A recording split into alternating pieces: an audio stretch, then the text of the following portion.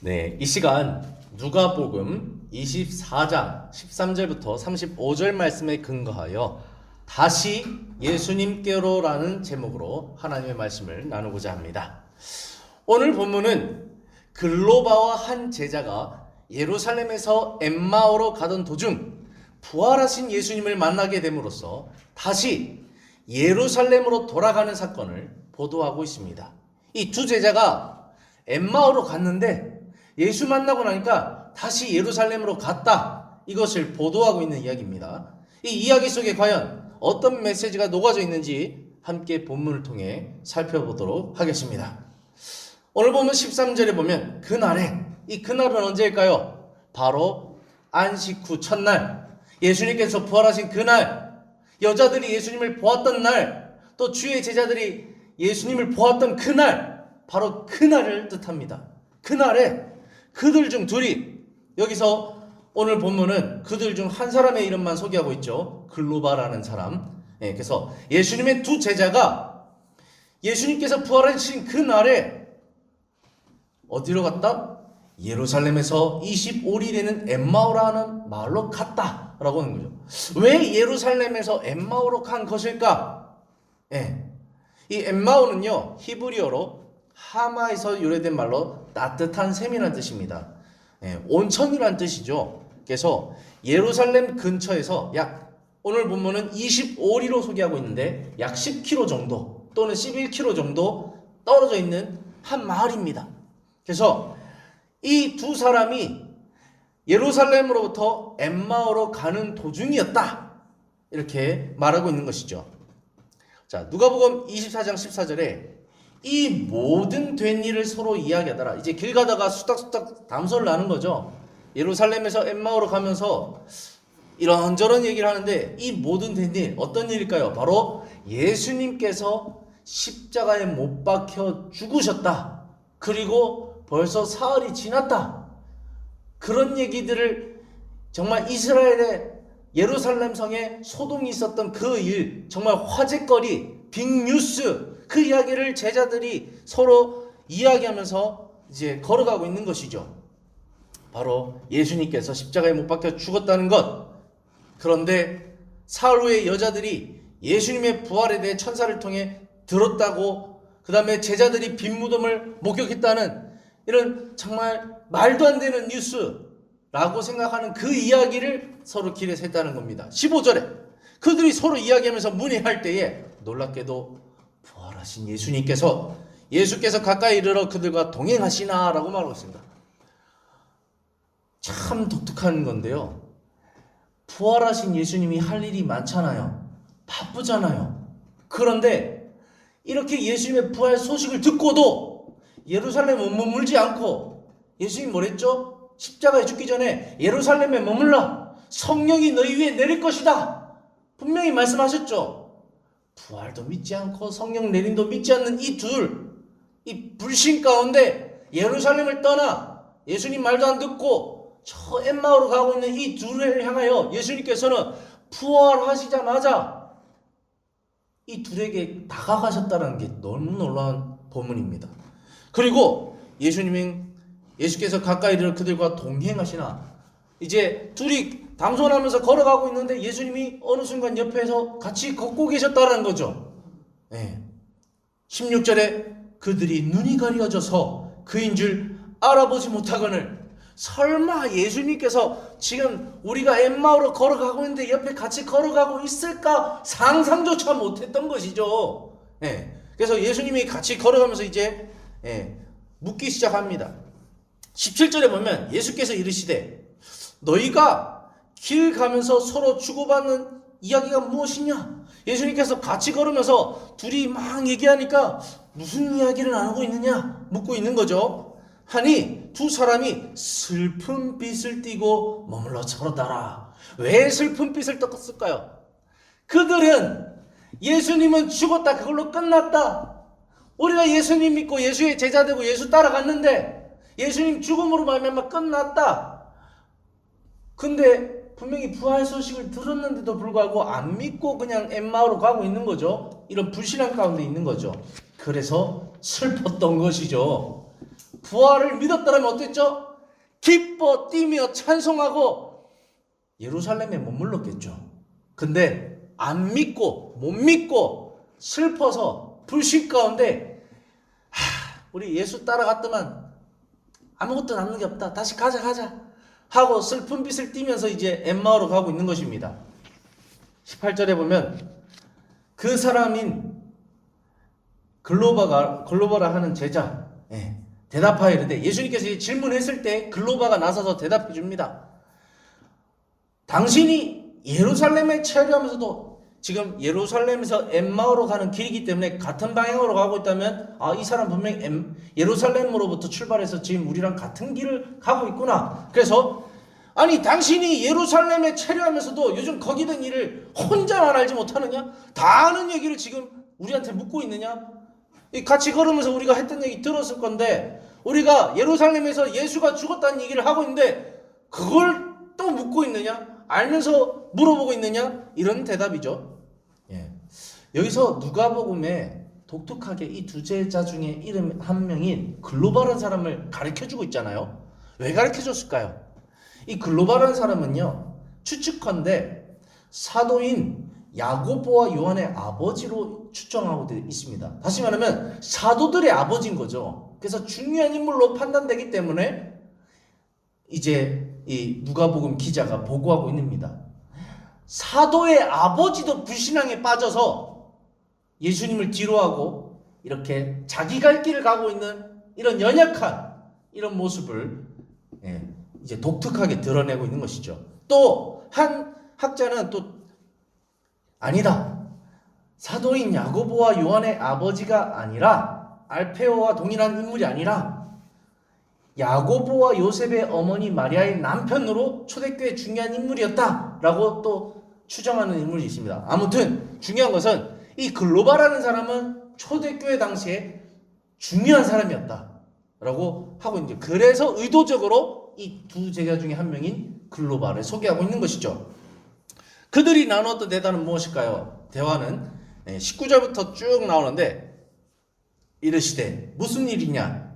예수님께서 물으니까 대답합니다. 이르되 나사렛 예수의 일이다. 그는 하나님과 모든 백성 앞에서 말과 일에 능하신 선지자다. 메시아로 생각하지 않았던 거죠. 그는 선지자였다 라고 하는 거죠. 20절에 우리 대제사장들과 관리들이 사형 판결에 넘겨주어 십자가에 못 박았다. 그들이 강력하게 힘을 써서 예수라는 자를 죽여버렸다. 로마를 이용해서 죽여버렸다. 이렇게 하는 겁니다.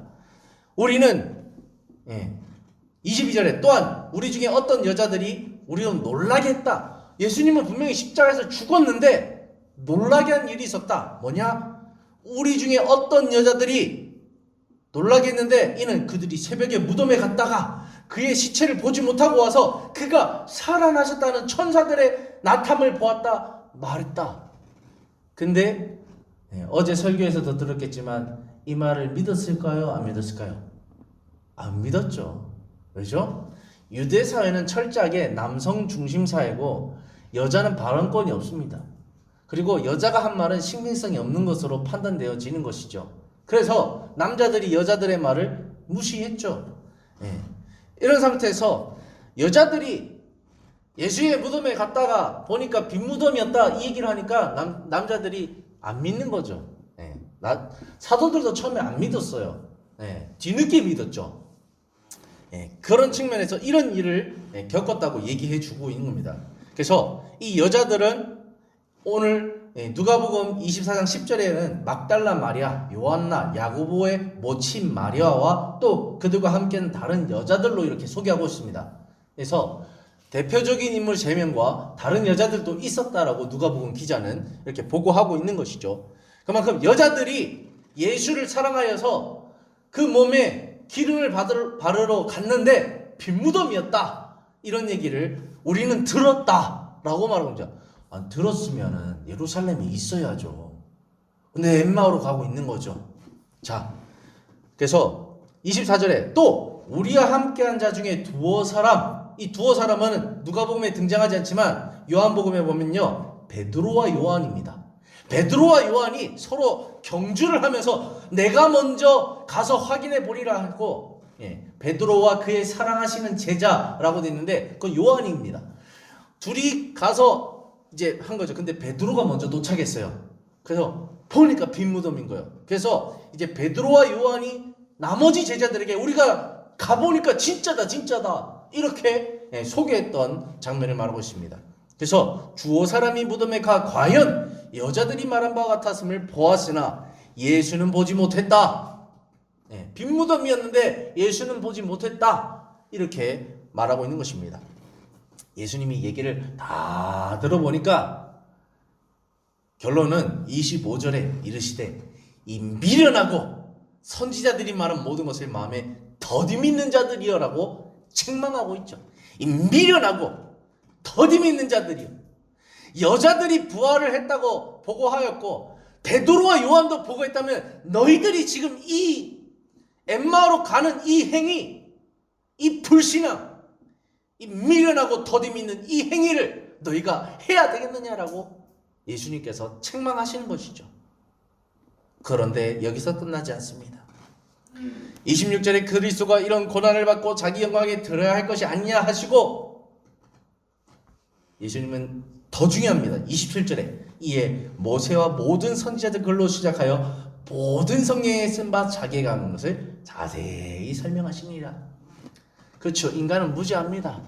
예수님을 알아봤자 얼마나 알겠습니까? 그래서 예수님이 직접 모세로부터 이 선지자의 글을 다 자세하게 그들과 걸으면서 엠마오에 도착하기까지 자세하게 풀어주면서 예수에 관하여서 예수의 고난과 부활에 대해서 이 구약 다 끌어다가 이 현재 신약적인 관점에서 다 예수의 관점에서 풀어주는 겁니다. 요한복음에 뭐라고 했죠? 이 모든 성경이 내게 대하여 기록되었느니라 라고 율법과 선지자의 강령이 바로 예수 그리스도시죠. 예수 그리스도에 대해서 이 불신앙의 이 두 제자에게 특별히 특별 과외를 해주고 있는 겁니다. 어떤 과외요? 예수 과외. 또 누가? 예수 본인 직접 메시아가 직접 부활하신 예수님이 부활한 지 얼마 안 되어서 정말 그 소중한 시간을 이 두 제자를 위해 할애하고 있는 일부러 찾아와서 이 불신앙을 회복시켜가고 있는 놀라운 장면을 우리가 보게 되고 있는 것입니다. 예수님은 정말로 인자한 성품이죠. 저 같으면요, 아니 내가 분명히 살아생전에 예루살렘을 떠나지 말라고 했고 성령 받을 준비를 하라고 했고 그 다음에 나는 죽었다가 3일 만에 부활한다 얘기했는데 그렇게 내가 몇 번이나 말했는데 그거를 무시하고 못 듣고 안 믿고 이렇게 말 안 듣는 이 두 제자 얼마나 핫딱질 나겠습니까? 그런데도 예수님은 일부러 찾아와서 자세하게 특별하게 이 두 제자를 신경 쓰는 이 예수님의 넓은 아량과 사랑 너무나도 놀랍죠. 자, 28절에 보면 그들이 가는 마을 바로 엠마오죠. 엠마오에 가까이 가매 예수는 더욱 가려 하는 것 같이 하시니 그들이 강권하여 이르되 예수님이 이제 엠마오에 도착하는데 이제 또 딴 마을로 가려고 하시는 모습 제스처를 보이니까 이 두 제자가 강권하여 이르되 가지 마세요. 우리와 함께 유하사이다. 때가 저물고 날이 이미 길었나이다. 예수님 보세요. 예수님이라고 아직 못 알아보고 있죠. 청년이요. 해가 떨어졌어. 우리랑 같이 좀 있자. 좀 더 그 모세와 이 선지자 글에 적힌 그 예수에 관해서 우리에게 좀 더 가르쳐줘. 이렇게 간청하고 붙잡은 것이죠. 그래서 때가 저물고 날이 기울었나이다 하니 이에 그들과 함께 유하로 들어가시니라. 30절에 그들과 함께 음식 잡수실 때에 떡을 가지다 축사하여 떼어 그들에게 주시니 예수님께서는 그들과 식탁 교제를 나누고 애찬을 나누고 계십니다. 31절에 근데 놀라운 것은 그들의 눈이 밝아져 그인 줄 알아보더니 여기서 그는 누구죠? 부활하신 예수님인 줄 그들이 드디어 이 성만찬 가운데 애찬 가운데 알아보더니 예수는 그들에게 보이지 않냐. 그들이 이제 순식간에 이제 성령께서 깨닫게 하신 거죠. 부활하신 예수님이다. 깨닫지 보니까 없는 거예요. 어디 가시지? 방금 같이 밥 먹고 있었는데 사라져 버린 거예요. 놀라운 일을 경험하게 돼요. 그래서 30절에 그들이 서로 말하되 길에서 우리에게 말씀하시고 우리에게 성경을 풀어주실 때 우리 속에 마음이 뜨겁지 않느냐. 와, 부활하신 예수님 만나니까 예수님께서 풀어주신 이 구약에 대해서 우리가 정확하게 아니까 우리 마음이 뜨겁다. 다시 말하면 우리의 이 불신앙이 떠나가고 슬픔빛, 더디 믿는 이 미련함이 떠나가고 다시 우리가 회복되었다. 다시 예루살렘으로 가자. 이렇게 되는 거죠. 33절에 곧 그때로 일어나 예루살렘에 돌아가 보니 11 제자 및 그들과 함께한 자들이 모여 있어 34절 말하기를 주께서 과연 살아나시고 시몬에게 보이셨다 하는지라. 그제서야 시몬이 했단 말, 우리가 빈무덤에 예수님의 부활을 경험했다고 하는 그 말을 그제서야 믿게 되었다라는 것이죠. 시몬이 분명히 그전에도 알려줬는데 그때는 안 믿었다라는 거죠. 근데 엠마오의 도상에서, 그리고 엠마오에 도착해서 식탁교제 나누다가 예수를 깨닫고 그제서야 이전에 시몬이 했던 말을 그제서야 믿어져서 예루살렘에 왔다는 것이죠.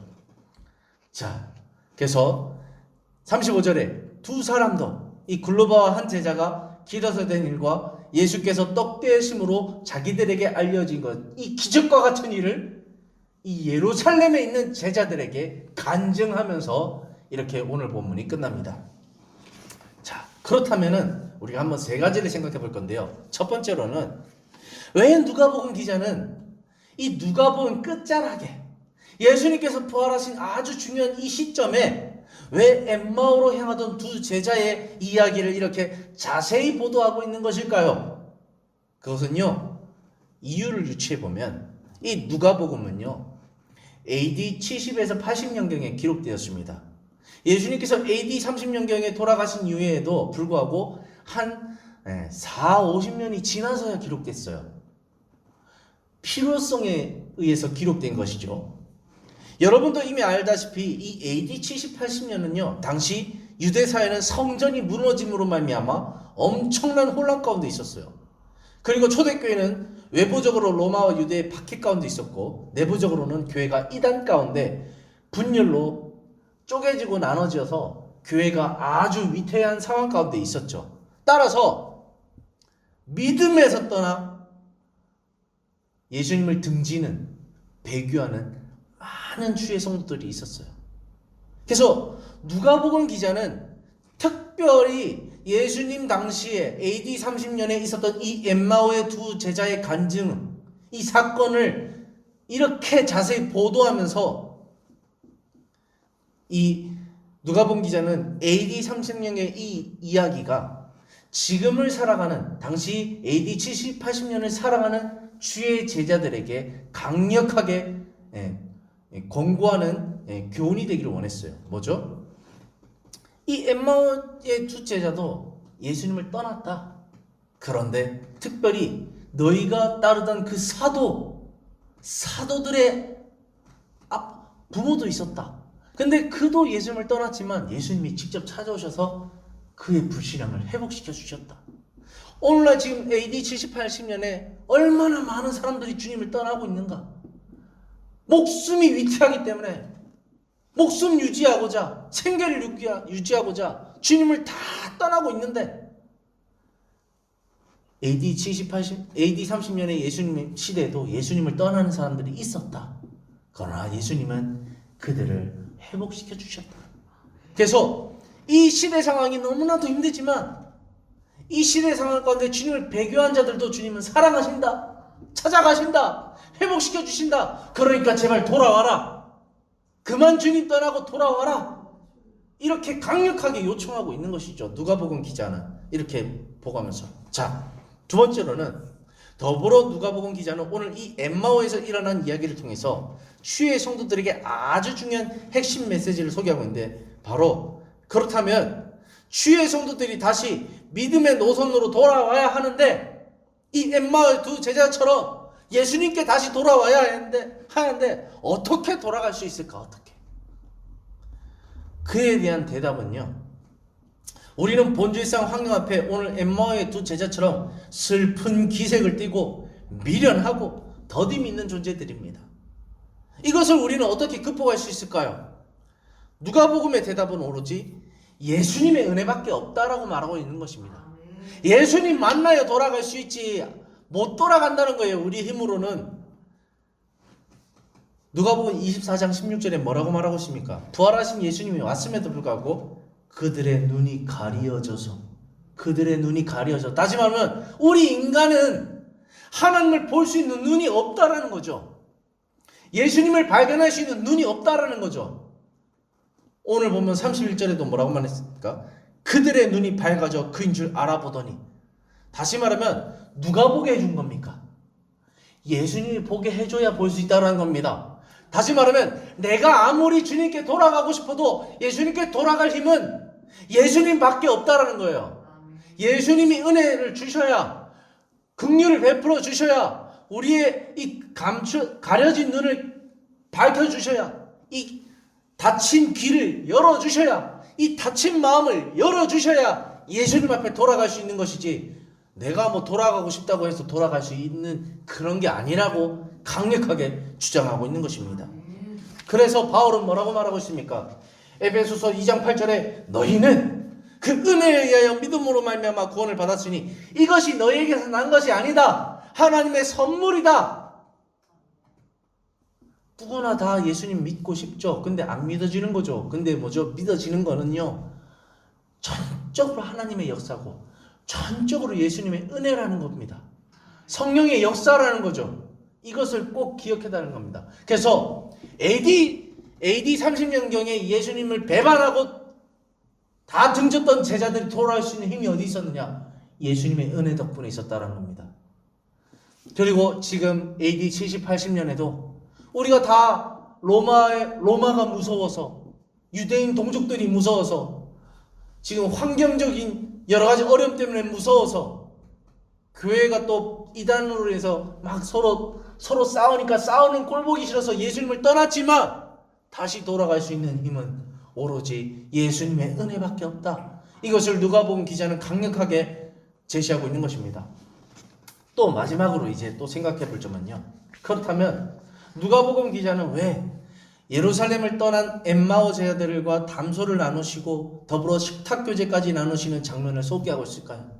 그리고 마지막에 더 놀랍게도 이 두 제자가 예루살렘에 있는 제자들에게 돌아간 일을 소개하고 있을까요? 그리고 그들의 간증을 다시 나누는 일을 소개하고 있을까요? 여기는요, 서로가 다 예수님을 떠난 자들이었다. 그러니까 서로 다 떠났다가 주님 앞에 돌아와 뭉쳐있는 이 모습, 그래서 서로 품어주라고, 다 예수님의 은혜로 다시 돌아올 수 있는 존재들이었지, 어느 한 사람도 예수님을 안 떠난 존재가 없다. 다 예수님 때문에 다시 뭉쳐서 이렇게 주의 공동체를 이룰 수 있었다. 그리고 떠난 자는 돌아왔을 때 돌아가게 하신 그 하나님의 은혜를 자랑하라. 그리고 남아있는 자들은 교만하게 여기지 말고 겸손하게 과거 자신도 떠났다가 돌아왔을 때 예수님의 은혜를 기억하며 다시 돌아온 그들을 품어주라. 서로 사랑하라. 이 이야기를 강력하게 얘기해주고 싶었던 것입니다. 그래서 서로 예수님에 대해서 차근차근 가르쳐주고 맛있는 음식도 나누고 신앙의 좋은 경험도 공유함을 통해서 서로가 세워줄 수 있는 관계가 되라, 이렇게 말하고 있는 것입니다. 그리고 돌아갈 때는 어디로 돌아가야 된다? 주의 공동체로 돌아가야 된다. 네. 그래서 오늘날 시대에 많은 성도들이 코로나 핑계대고 교회 안 나는 성도들이 어마어마합니다. 어마어마해요. 교회들마다 거의 반절 이상 텅텅 비어 있습니다. 다 어디로 갔나요? 그들도 분명히 예수님께서 직접 찾아가셔서 돌아오게 하실 겁니다. 돌아왔을 때에 우리 행복한 교회나 다른 교회들은 어떻게 됩니까? 반갑게 예수의 사랑으로 맞아줘야 된다고 합니다. 돌아왔을 때, 아니 그동안 어디 있었어? 응? 예수 허투루 믿었네. 이제서야 나타나? 이러면 안 된다는 거예요. 정죄하면 안 된다는 겁니다. 그때 예수님께서 그런 거죠. 너는 떠난 적 없느냐? 너는 나를 등진 적 없느냐? 너가 여기에 어떻게 있느냐? 너도 내가 찾아가서 은혜로 찾아서 여기 있는 거다. 근데 내가 겨우 만나서 그의 마음을 열어서 주의 사랑으로 회복시킨 성도가 교회에 왔는데 너는 그를 정죄하느냐? 네가 하나님이냐? 이것을 누가복음은 가르쳐주고 싶었던 거예요. 그래서 모두가 주의 사랑 안에 하나가 되라. 어느 누구도 심판자의 자리에서 돌아오는 자들을 정죄하지 말라. 회복시키고 세워가라. 이렇게 누가복음은 강력하게 공고하고 있는 겁니다. 그래서 정말로 중요한 부활장에 이 소중한 회심의 이야기를 그려놓고 있는 것이죠. 이제 말씀을 결론 짓고 마치겠습니다. 우리 또한 때때로 실족함으로 인해서 신앙에서 노선에서 이탈할 수 있는 연약한 존재라는 것을 우리는 인정해야 됩니다. 목사라고 안 떠나는 줄 아십니까? 장로 권사라고 교회 안 떠나는 건 아십니까? 예수님을 떠나는 건요, 누구나 정말 감당할 수 없는 환경이 닥치면요, 그때는 믿음이 다 날아갑니다. 목숨이 이태하면 내가 목사여도 내가 장로여도 내가 권사여도 믿음이 날아가요. 역사적으로 보고 우리나라가 어땠습니까? 일제 식민지 아래서 목숨이 위태할 때 얼마나 많은 성도들이 배교했어요. 많은 교단들이 신사참배하면서 주임을 배신했어요. 근데 이제 해방되고 다 돌아왔죠. 네, 거기에 대해서 다 입 다물고 있죠. 왜죠? 하나님의 역사를 알기 때문이다. 누구나 다 죄인이고 누구나 주님을 다 부인할 수 있고 다시 시작해야 된다는 그런 예수의 회복에 대해서 알기 때문에 입 다물고 있는 거예요. 자꾸 언급하면 안 되죠. 그런 것에 대해서. 그래서 우리 그리스도인은요, 과거에 매여 있는 존재가 아니라 현재와 미래를 바라보는 존재입니다. 그래서 신앙생활 할 때도 자꾸 다른 사람의 과거, 저 권사님은 과거에 어떤 사람이었는데 저 장로님은 과거에 어떤 사람인데 자꾸 이거 하면 안 돼요. 오늘과 미래만 바라봐야 된다는 것입니다.